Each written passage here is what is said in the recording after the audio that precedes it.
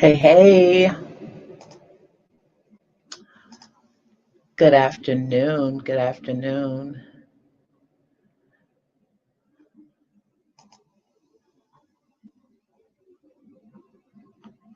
Good afternoon, everybody. Just wanted to jump on really fast. I'm going to give a few minutes for some folks to come into the space. Happy Wednesday. Peaceful rising. I just want to share a very quick nugget um, that came out of, well, it's been several, uh, actually, it's been a few weeks that I've been kind of sitting with this, but it really came to light in a session today. So I wanted to jump on really, really fast. I want to jump on fast. I wanted to talk a little bit about, I'm going to say this and I'm going to get off. Want to talk a little bit about boundaries and my thoughts around boundaries. Um, There are various types of boundaries first. You know, you have strict, rigid, porous boundaries. There's different types of boundaries. But typically, when we speak of boundaries, we think about um, the protective mechanisms or the things that we put in place to protect ourselves, to ensure that no one trespasses, or to ensure that we don't allow individuals to step over the threshold. You know, it's typically thought about in terms of protection when it comes to boundaries. Um, Protecting your peace, protecting what's yours, protecting your sanity, your um, yeah, just from the lens of protection. But I want to offer something different today as it pertains to boundaries. This is what I found a lot of times when it comes to boundaries and how we've traditionally framed boundaries.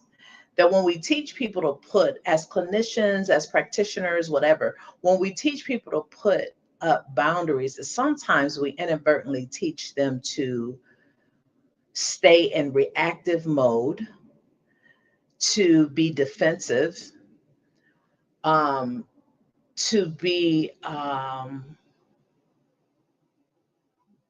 overly sensitive, right? And once again, I understand the importance of protecting your peace, protecting your mind, protecting what belongs to you, protecting yourself. I understand that. But what would it be like if we considered a reframe and if we shifted that to say that boundaries is really an extension?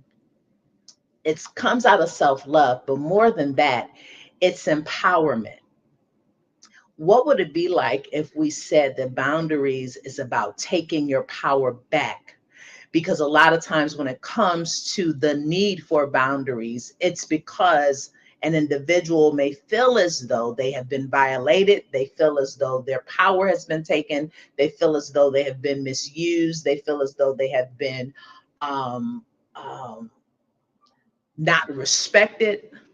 What if we reframed boundaries from the lens of taking your power back, empowerment?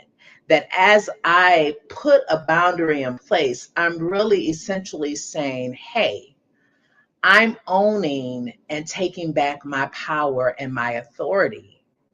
And I'm doing this because I love myself. And I'm doing this because I respect and honor myself. And so as I am putting these boundaries in place. I don't even have to be defensive about it. I don't have to have an overactivated nervous system. I don't have to make sure people know that these are my boundaries, because with this reframe, I'm ultimately standing in my power. So if we reframe it from the lens of just being protection to it being a place of power and authority, and that I am choosing to stand in my power and choosing to um, honor me and self-love, what would it be like for you as an individual? For my practitioners and clinicians, what would it be like in terms of treatment when you're helping your clients to navigate difficult moments? What would it be like for us to consider boundaries from that lens? And I just wanted to hop on really fast and say that, because I think there are opportunities here. There's so much happening. And at the end of the day, it's important that we learn how to stand in our truth and learn how to stand in our power. And no one can take our power from us except we acquiesce and we give it to them. So part of establishing your boundary is not just about protection. It's not just about keeping the peace and monitoring what's happening. It's about asserting your power, rather. It's about asserting your power and standing in your authority, knowing that, hey, I love me, right? So I just wanted to offer that today, as I was in a session with a client, and it was something that just totally shifted the trajectory of the session. And you saw the client just like come to life because I'm giving the power back. I'm going to tell you, when it comes to violation, when it comes to trauma, when it comes to rejection, when it comes to accusation, all of those things can feel like you're powerless. And so we immediately go to let me protect myself. And there's nothing wrong. That's a survival technique, right? Nothing wrong with let me protect myself. But also in that, I just want to say, while you're protecting yourself, make sure that the protection is an assertion of power, that you are empowering yourself to stand in truth. You're empowering yourself to take back the authority, to take back what maybe you've given to someone else, or to even take back what someone has stolen, right? You got the power. You have the power. And I just wanted to say that today. I hope you all have an amazing day. I'm Lady Jacera of the Oasis Sanctuary. And you'll see me again on Tuesday, back on Tuesday with meditation. I appreciate you and I love you much. Bye.